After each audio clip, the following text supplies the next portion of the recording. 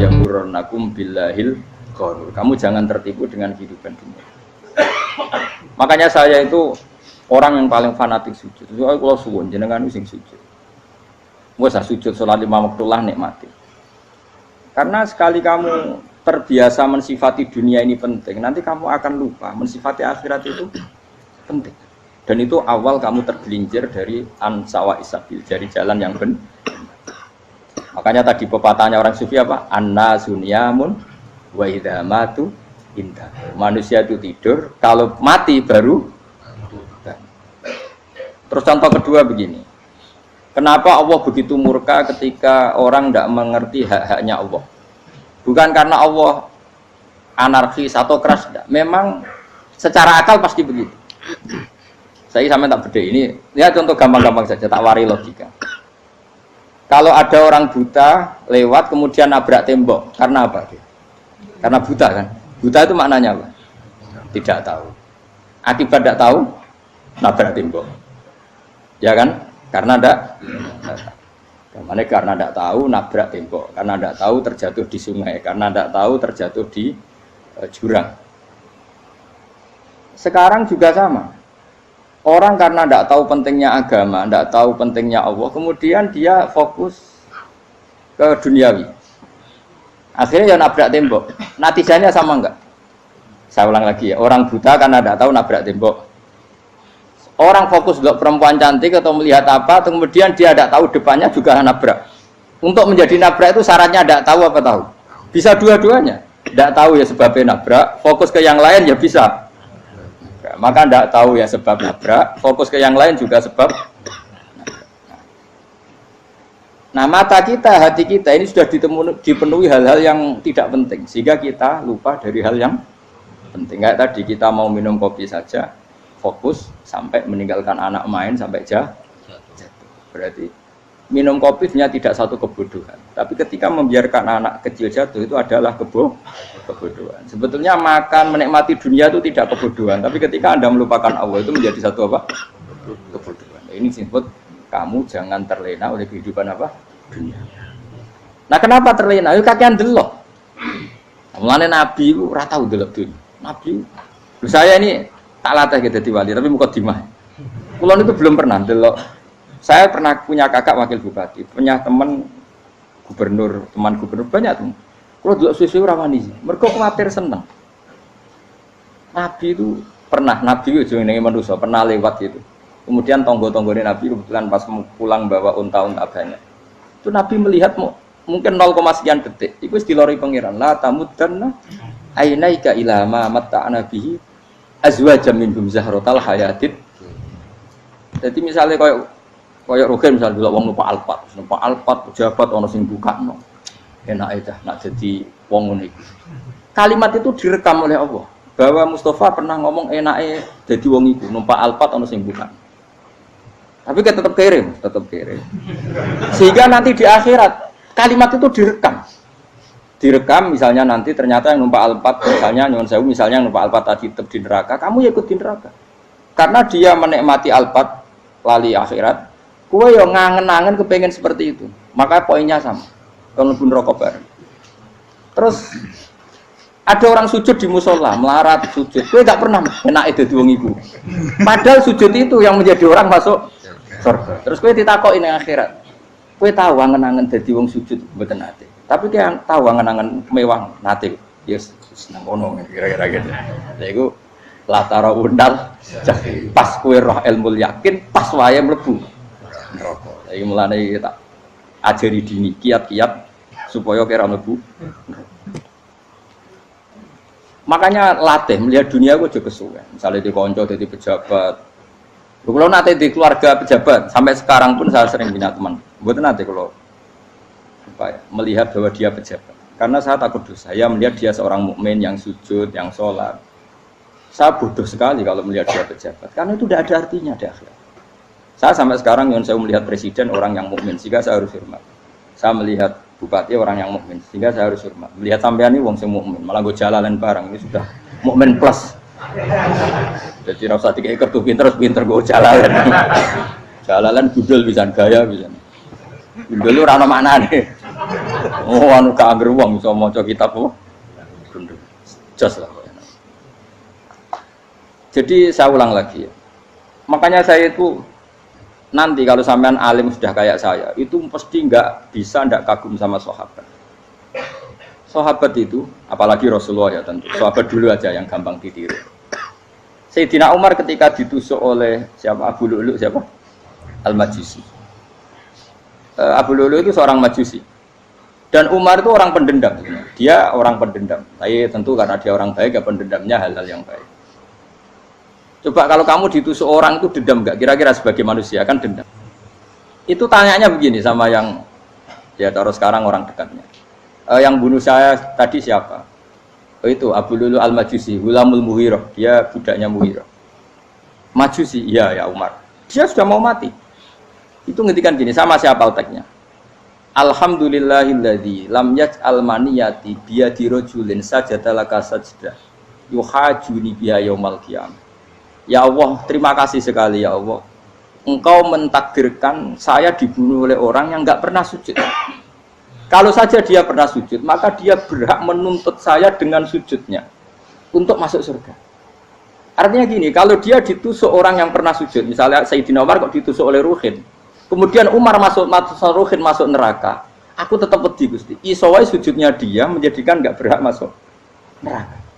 Artinya Umar sangat hormatnya pada sujud, dia nggak berani. Jadi kira-kira kok Umar sujud kue, kok kira-kira rawani masuk anak kue mlebu neraka. Piye-piye di kekuatan sujud yang mempotensikan tetap dia masuk surga. Makanya dia seneng, dendamnya kesampaian. Syukur lah anak sing mateni aku ora tau sujud. Jadi tak patut nang neraka langsung gludeng ngene kira-kira gitu. Saking hormatnya ambek sing jenenge sujud. Tapi kita sekarang enggak. Rawong ning musala sujud, ya jeneng wong nganggur. Otak kita ini sudah PKI lah kamu. PKI halus. PKI yang tanpa kartu, paham? Makanya Allah kalau muji sujud, enggak sampean tak latih supaya baca Quran yang benar. Kayak apa Allah bikin Ka'bah? Kayak apa mulianya Ka'bah itu dibikin Allah untuk apa? Lil akifina wa satusai warrukais sujud, dan untuk orang-orang rukuk dan sujud. Ketika Allah menurunkan rezeki di bumi dan di langit, itu perhitungannya Allah masih itu asli. Rabbana liyuqimus shalah faj'al afidatan minan nas tahwi ilaihim warzuqhum minas sama. Gusti ben nak sujud ku kuat. Piye-piye menungso nak ramangan ra kuat. Nak is kuat dia tenaga yo ben sujud. Liyuqimus shalah. Ketika Allah muji orang baik atau ibunal abidunal hamidunas saihuna satruse arraqiunas sajid. Yang rukuk yang sujud. Karena tadi ketika nanti Anda di akhirat, kenangan terbaik Anda di dunia itu hanya sujud. Liane itu coba misalnya kene akhirat terus video disetel sih. Pas kongkoi-kongkoi ini perapatan. Bariku nglamonem disetel. Beda di pegawai negeri. Ngayal gajine sakmene, engko sakmene nggo wayo. Wan terus rekam kabeh. Oh ora sini-sini wong. Terus tokoh idola sing duwe wae sing tumpakane Alfa di sekretaris saya. Iku mbok nang utakem iku berpuluh-puluh tahun. Dan itu jumlahnya poinnya misalnya 100.000. Bareng idol anu Kanjeng Nabi mau 10%, cuma gayanya mau coba sholawat. Tapi sebetulnya agak tahu bayang no ini miskinan Mbak Amit nih miskinan. Gayanya mau coba sholawat tapi teke ora tahu kepengen melarat koyo. Itu direkam. Makanya dari Habib-habib sing alim-alim niku almar'u ma'aman ahabba hada targhib wa tarhib. Kita ini kan sering dimotivasi mubaligh. Mubaligh itu kan saya naik dewi nak ngomong. Harus pokoknya seneng Nabi swarga. Dari Habib-habib sing alim nak ngritik, masalahnya dawe mu almar'u ma'aman ahabba. Wong dibarno wong sing diseneng. Apa kamu bisa menjamin seneng Nabi saudure seneng wong-wong itu? Jangan-jangan kita lebih berkeinginan seperti orang tertentu yang kaya raya, yang terkenal, yang hebat. Meskipun kowe oleh sana muni seneng Kanjeng Nabi. Jangan-jangan status cinta kita terbukti ke orang itu. Iya toh misalnya gambarnya pasang neng kamar, wah, partai, wong kuasa, terus kue nyumbang masjid nyuwun sewu mau 50.000, tapi bareng nyumbang untuk kemenangan orang itu 10 juta, nyebut wong itu satu hari 100 kali, nyebut Nabi bedak sholat, bareng dihitung, dipoling mbak malaikat, disurvei buat dipoling orang pokoknya, dengan cara begini status senangnya orang ini ke siapa? Ya, ono pengajian sholawatan nyumbang 50.000. Nganggo pemenangan. 1 juta. Diundang hayya ala sholah mlaku ngenteni komat. Tapi nak diundang acara kampanye teko ngarep sedurunge 2 jam. Baru sekian di polling, terus kadar cintamu ke siapa coba? Dari sekian indikator misal cara polling. Jangan-jangan diputuskan lebih seneng ke itu. Ya sudah almarhum aman. Apa? Makanya kata orang-orang alim almarhum apa? Orang itu terserang disenangi. Masalahnya kita tidak ada jaminan lebih seneng Nabi. Ya orang ada jaminan. Saya aman misalnya. Hitung dewi-dewi. Rasa menang terus kok begitu. So wis kadung terus, so wis kadung. Makanya Sufyan Ats-Tsauri itu dadi wali ku mangsa mergo ibadah akeh mboten. Sufyan Ats-Tsauri gurunya Imam Syafi'i. Dadi wali ku sederhana. Sama tak ceritane orang-orang jadi wali dengan cara yang sederhana. Tapi kan niru copy paste ya, artinya ora apa ya, KW lah. Kalau niru enggak apa-apa, tapi KW kebaikan. Sufyan Ats-Tsauri itu ditanya, "Kenapa kamu sedekat itu sama Allah dan Anda keramat?" Jadi resepnya begini, Pak. Saya itu belum pernah ke masjid nunggu adzan. Paling enggak setengah jam, 1 jam sebelum adzan itu saya sudah ada ke masjid. Ditanya, kenapa begitu? Ketoke kok kawula sing elek, moroe ngenteni diceluk. Wis ngerti nak waya yak mono iku Allah nyeluk. Misale saya punya cah dalem atau saya punya karyawan, tiap jam 8 itu buka toko. Nah, bayangno itu juga. Saya punya karyawan tiap jam 8 tugasnya buka. Selalu buka tokonya ngenteni tak panggil. Rohen, toko buka, siap. Tapi besok yang ngono lagi, wis jam 8 buka, siap. Tiap hari gitu, kira-kira kendaraan karyawan itu goblok apa sopan? Kira-kira gak jawab deh. Goblok kritik jauh gitu. Nah, Sufyan Ats-Tsauri tidak mau gitu. Wis ngerti nak Allah yang mono wayahe manggil. Dadi ya kerja malu wis ning kono. Dadi nak Allah hayya ala sholam pun Gusti. Hayya ala sholam pun penting mriki. Iku sudah dadi wali. Oh, iku saya buat tiru tapi KW lho. Gak masalah, tapi ini kan resep, no. Lho mangkel lo gak kira-kira. Ono karyawan tiap jam 8 kon buka toko. Selalu marane ngenteni di panggil. Jadi wali dulu tuh punya cara muamalah sama Allah tuh luar biasa. Ya ora usah mbok tiru terus kemen dadi wali wis ra iso kadung salah. Biasa wae. Aku lah nganti saiki ya biasa wae. Aku mau masjid ngenteni mekumat ya biasa wae. Tapi aku kan iso dadi wali lewat jalur liya lah aku ya. Jalurku kan akeh. Mulang ya mari wali, sabar ning coba ya mari wali. Jane ana jalur fikir ya mari wali. Tapi kan loro, fikir loro. Jadi Imam Adil ya wali, di bojo judes itu wali, masyhur. Ana wali ku barokah di bojo judes. Iku ya jalur dadi wali. Wah, lebih ngeri lagi. Ngeri tenan, antine akhirat dijak wedi.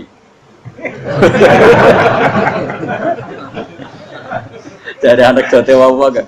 Para suami takut istri silakan baris sing wis baris bareng sing wedok. Pak rene lho tetep moro-moro. Wong wedi bojo kegawangan ini akhirat bahaya, you know. Yes. Bahaya wedi bojo nganti kegawan apa? Teng akhirat. Masyhur jadi cerita-cerita wali wis.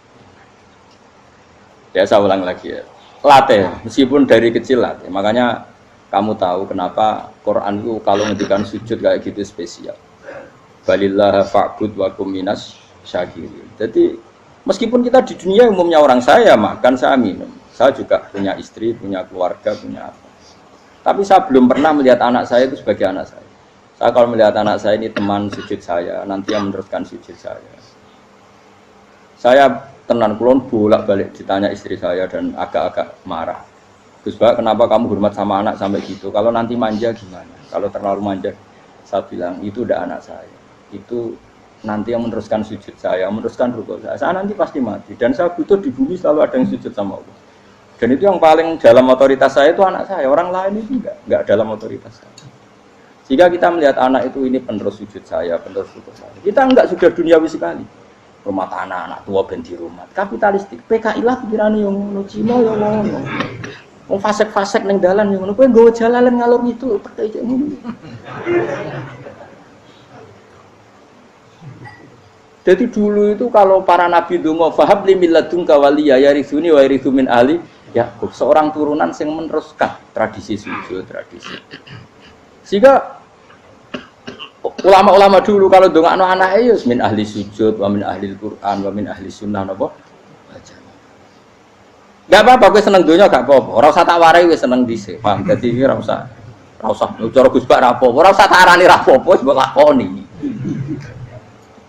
Makanya pulau suwun sangat sujud itu luar biasa. Nanti kamu di akhirat kenangan terbaik Anda di dunia adalah pernah apa? Sujud. Bayangkan kalau itu jadi orientasi Anda. Anda berpolitik, cek melok partai Gerindra, cek Golkar, cek PDI supaya jadi penyuara sujud tidak dilarang di Indonesia karena umat Islam mayoritas. Saking mayoritasnya sampai pejabat rasolatnya rawani. Gara-gara pejabat rasolat bakal dipilih. Itu berarti kamu berpolitik niat bikin satu pressure supaya standar orang benar adalah sing nopo sujud itu ya benar. Kok yang kaya kerja biar bisa beli tanah untuk masjid. Yang orang miskin ikut menopang supaya masjid itu berdiri. Semuanya orientasinya menuju apa? Sujud. Jadi tidak sujud itu harus jadi wong khusuk sing goblok terus sujud terus. Tahu-tahu negara dikuasai komunis misalnya. Terus akhirnya sujud gila. Termasuk menciptakan satu suasana Islami di negara ini juga berarti menciptakan keberlangsungan sujud. Karena dengan suasana Islami berarti sujud tidak dilarang bahkan dianjurkan dan sebagainya. Ini penting saya katakan karena kalau tidak diingatkan ruwet. Nabi itu pernah punya anak dalam.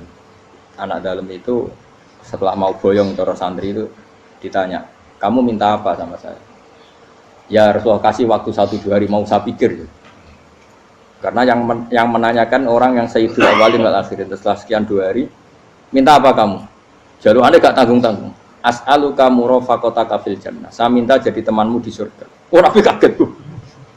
Kok kalian diwarai wong? Mboten nanti sing marahi. Kok nang kowe diwarai wong ndak ada ya Rasul. Terus kenapa kamu minta itu? Kata tadi, kalau saya minta dunia itu nanti zailah. Dunia itu pasti hilang, faniyah pasti hilang. Maka yang abadi adalah saya jadi temanmu di surga. Tapi apa kata Rasulullah Jabe? Fa'inni ala nafsika bikasrotis sujud. Ya sudah kamu bantu saya, kamu memperbanyak sujud. Kayak apa Rasulullah? Nabi pun mintanya fa'inni ala nafsika bikasrotis sujud. Saya bantu untuk menolong diri kamu memperbanyak apa? Sujud. Makanya di pertama surat turun itu ada wasjud. Kamu bersujud dan kemudian mendekatlah kepada Allah. Tapi sekarang enggak. Karena kita kena hijab duniawi, mitra penting, semuanya penting dan semuanya penting itu makna di hati kamu adalah hadzun.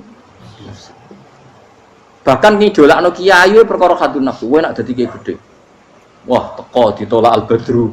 Wale napu pidato MC ne muni Saiful Fadilah wal Karomah, mbah sauni-unine MC.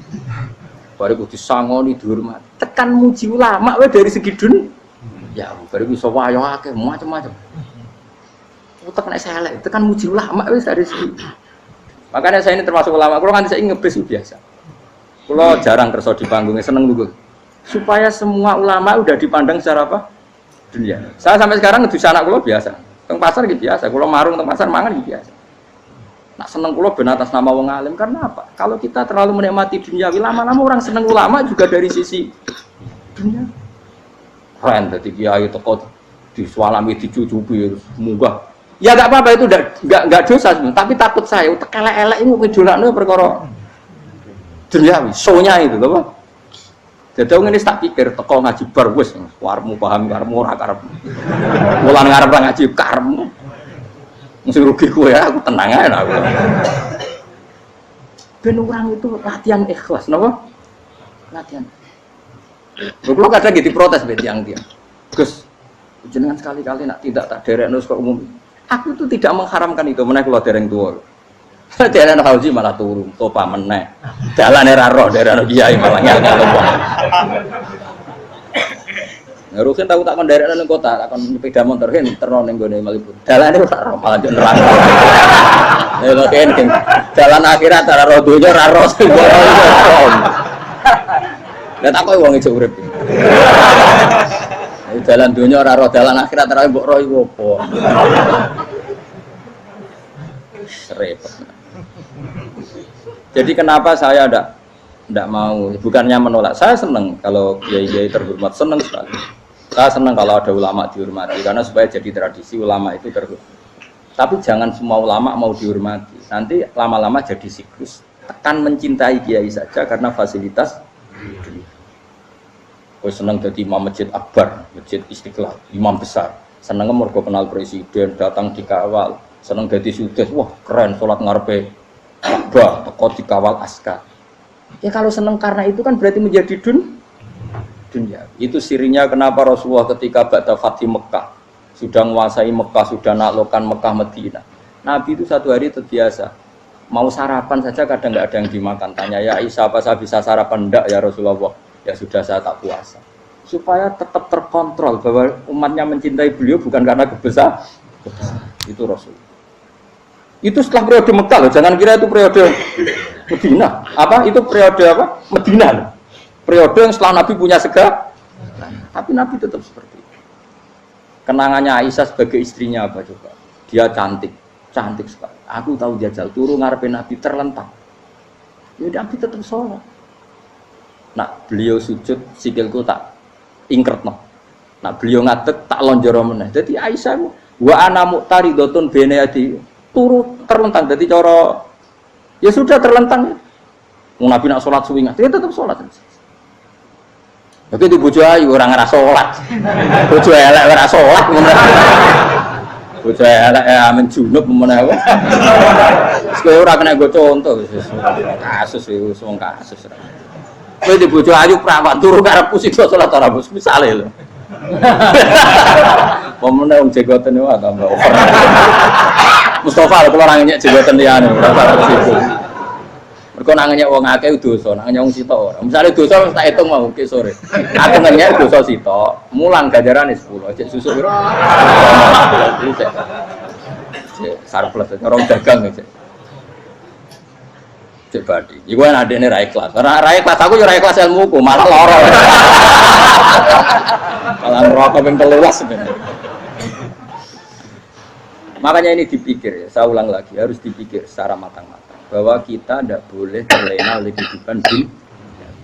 Menjadi bodoh kan Anda minum teh, kemudian anak Anda jatuh di pinggir Anda. Paham ya? Nah, sekarang menyangkut mukjizat. Ini masih tentang ayat ini, nanti sampean tahu logikanya.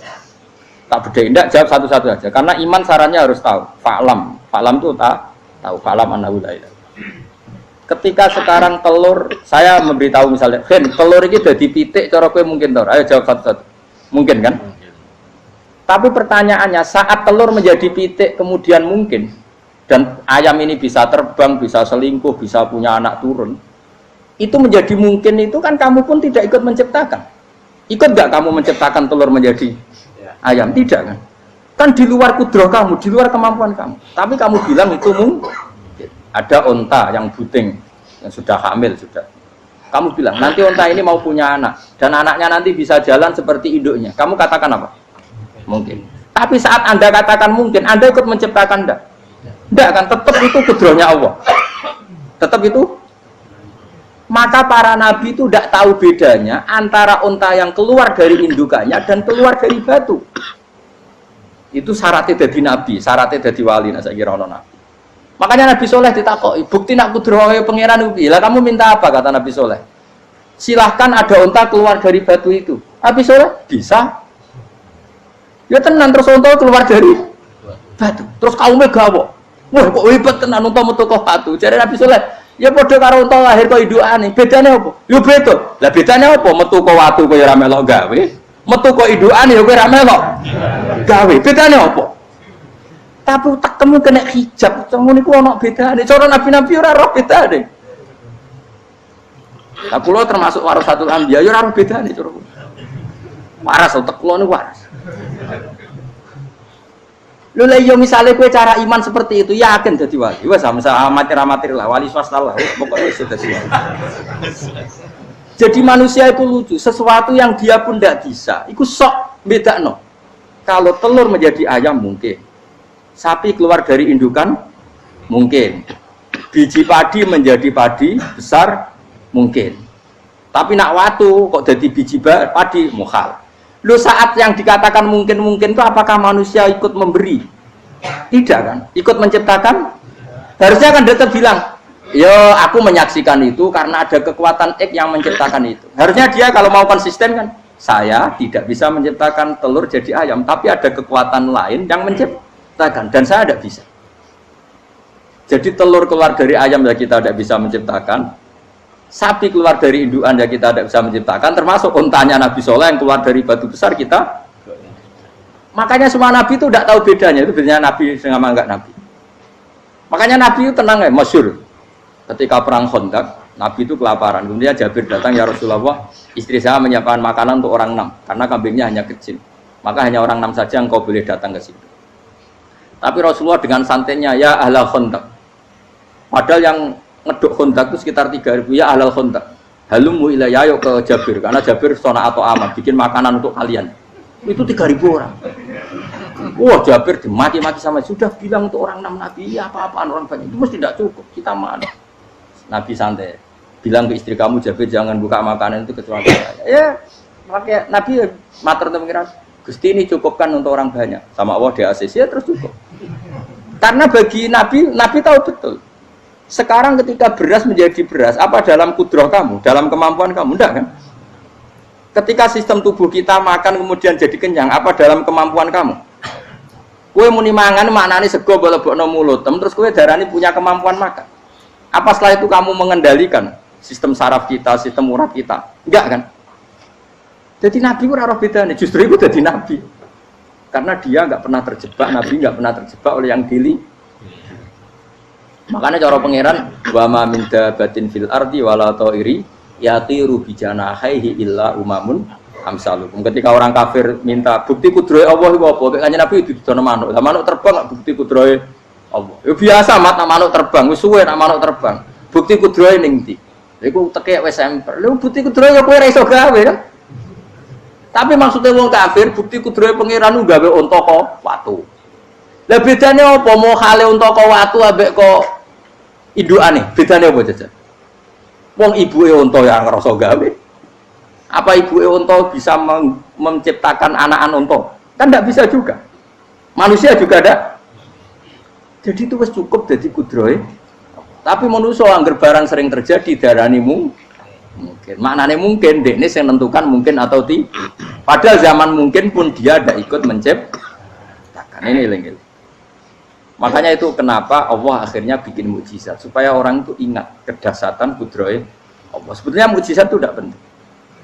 Maksudnya tidak penting tadi untuk iman sebetulnya tidak perlu mukjizat. Makanya ketika Rasulullah SAW ingin nuruti mukjizat yang diminta orang kafir, Allah malah ngelingno inna fi khalqis samawati wal ardi wakhtilafil laili wan nar. Sajane ana langit bumi, ada lautan, ada apa sudah bukti kudrohe. Nah sekarang mukjizat kok ngenteni unta keluar dari apa tadi? Batu, ngenteni Nabi Soleh. Lautan merah di sebelah tongkatnya Nabi Musa terus terbelah. Itu dari mukjizat. Kalau itu maknanya mukjizat karena manusia tidak mampu, apa manusia mampu bikin lautan? Kan tidak mampu juga. Kenapa itu tidak dikatakan mukjizat? Lagi-lagi karena wis kena mataul huruf. Paham jelas ya? Makanya kata Allah, saiki wong ora percaya hari kebangkitan. Alasannya masa manusia jadi tanah menjadi manusia? Memangnya manusia yang sekarang hidup itu dari apa coba? Sehingga nado melok pilek, pilpres, melok dukung mendukung itu memangnya dari apa coba? Dari tanah kan? Mestinya hari kebangkitan sejati ya sekarang ini orang-orang dari tanah sekarang berkeliaran ini harus go jalalan ngalor ngidul maknani.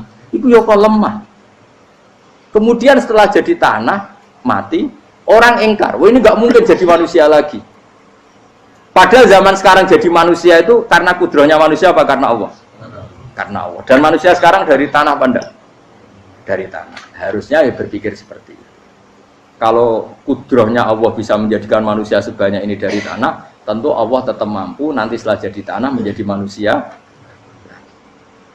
Itu malah kula nu wedi urip nggih wedi tenan. Karena tadi dari hidup menjadi tidak tahu. Annasamun wa idza matu tidak tahu. Kita semua hanya tidur, setelah mati baru karena baru tersadar.